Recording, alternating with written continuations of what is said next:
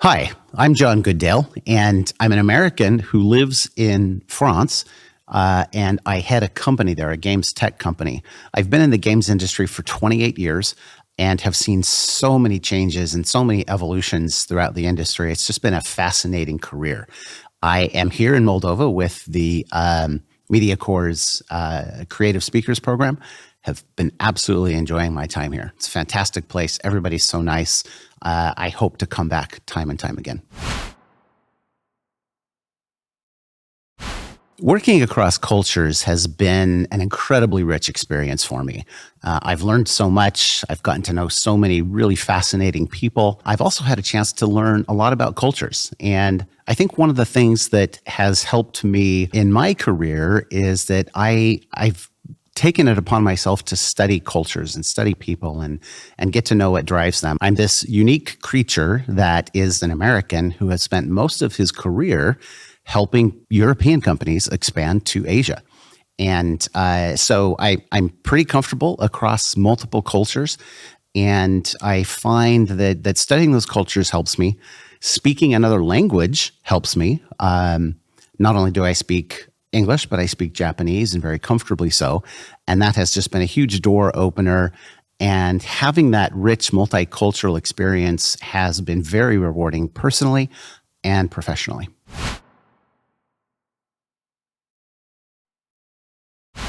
When expanding internationally, I believe that it's very important to think globally. So what do I mean by that? By being global, it means that you have your sights always on the global markets, but executing locally. And so throughout my career in working for multinational companies, I've always had that sort of global perspective in mind while acting locally in each market. So for example, the kind of marketing activities that we would do, the kind of trade shows that we would present at and how we would present that would be different in Japan than it would be even in China or Copenhagen or wherever. And so you just, globally is, I think, the key word in terms of expanding internationally.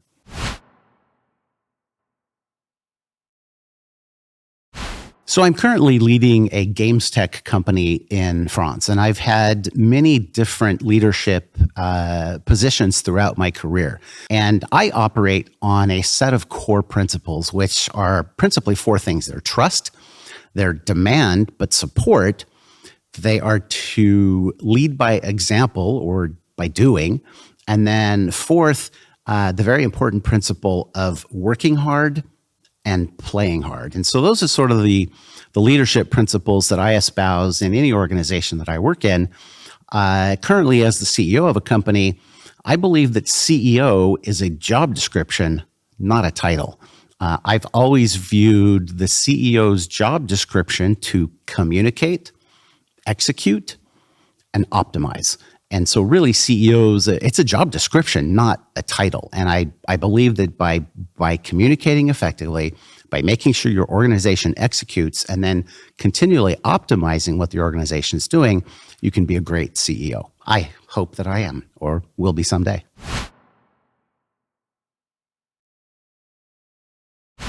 So the global SaaS market is a very interesting one. Back in the early days of my software career in the 1990s, we had what we call not SaaS or software as a service, but we had what we call ASPs, they're application service providers. And so the concept has been around for decades. But yet SaaS as currently constructed is a relatively new phenomenon. It truly is software as a service. Very rarely do you go in and you buy a piece of software and you use it forever. You know, you buy Microsoft Office today, you don't buy a product and use it forever, you pay an annual subscription. And that is it's the way of the software world today. It's both good and bad. It's good from the perspective that it continually gives a software developer additional revenue to continue improving on their product. And so from that perspective, it's very good. I know a lot of consumers who don't like the SaaS model because they're paying every month, they're paying every year. But it does require a different mindset in marketing. The way that a company markets and sells a software product today is very different from what it was 20 years ago. As an example, today's marketing of software products talk very much about it as a service offering and not a product offering. And so SaaS brings some interesting challenges, but I believe a lot of really unique opportunities to improve software generally.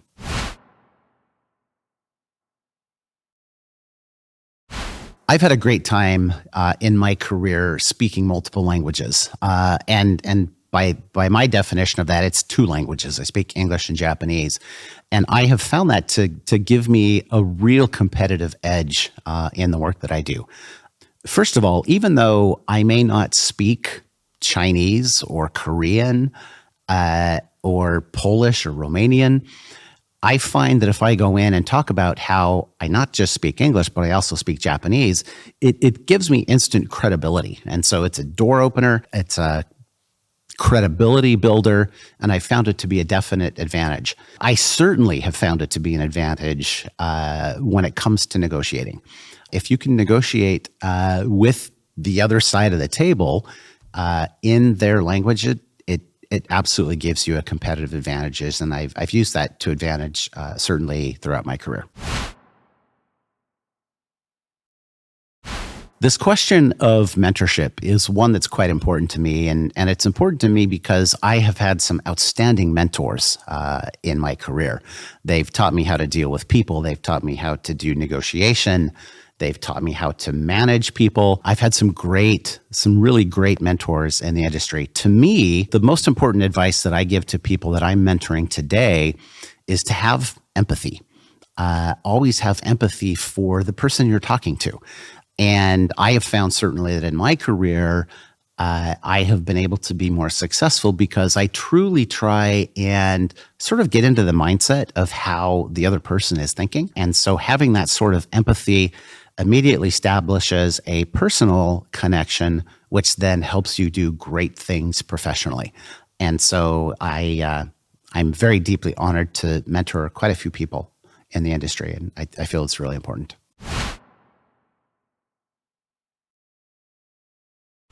Being 28 years in the games industry, I often get the question of, where do you think the games industry is going? The shorter answer to that is that it's going everywhere. To get a little more detailed about that, I've witnessed a lot of transitions of the games industry. You know, when I was a kid, I grew up playing in the arcades.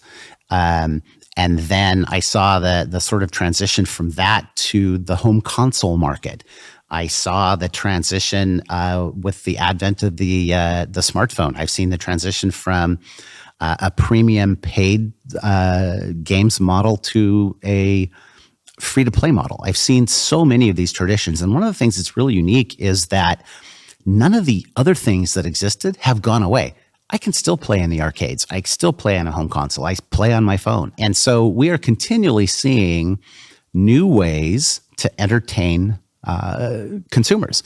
And it's one of the reasons that the games industry continues to grow so quickly today. One of the more recent advents in the games industry is cloud gaming and game streaming. It's not necessarily a new phenomenon because you had game streaming even back in the 90s. But what you're able to do with it today is so much more advanced. So I certainly see that as a big future of the games industry. It's not going to replace anything. It's going to supplement what we're doing. There's also been a lot of talk about Web3 gaming and the crypto bros of the world. And I believe there's a place for that too. And I believe that this adoption of Web3 gaming has been ugly and deservedly so. However, there's some really smart people working on it, and that is going to become another way in which we can entertain consumers. You know, I've had a very storied career, and I've got a lot of stories. There are some things that I've accomplished in my career that I have been really, really proud of. Probably one of those most proud moments was that I was able to take a company into a new region where it had absolutely no presence whatsoever. And I was able to grow that presence and grew it from literally zero to 45% of this company's global revenue in 2 years. And I think it took a little bit of cultural knowledge to do that. But most of all, it just took hard work. And, the first year that I was doing that, I was 330 days on the road, working very hard. And that's how I was able to overcome a lot of challenges. When you've got an entire region, dozens of countries, thousands of languages, innumerable dialects, one of the ways you deal with that is by being present. And so that's the way I overcame those challenges and really grew a phenomenal market. There are a lot of books that I really like in terms of learning how to perfect my trade and to do better as an individual, as a professional. A lot of books, and I love reading, and so I consume a lot of these, especially as I'm flying around the planet, doing a lot of reading on planes. But there are 2 books in particular that I have in mind that have had the most influence on my career. And the first one is called The Speed of Trust: How Business Gets Done. And it talks about the importance of trust, self-trust, societal trust, company trust, and it talks about how trust is used as an accelerator to doing business globally. It's written by Stephen M.R. Covey. He's the son of famous author Stephen R. Covey, who wrote The 7 Habits of Highly Effective People. His son, Stephen M.R. Covey, has written a really brilliant work on trust.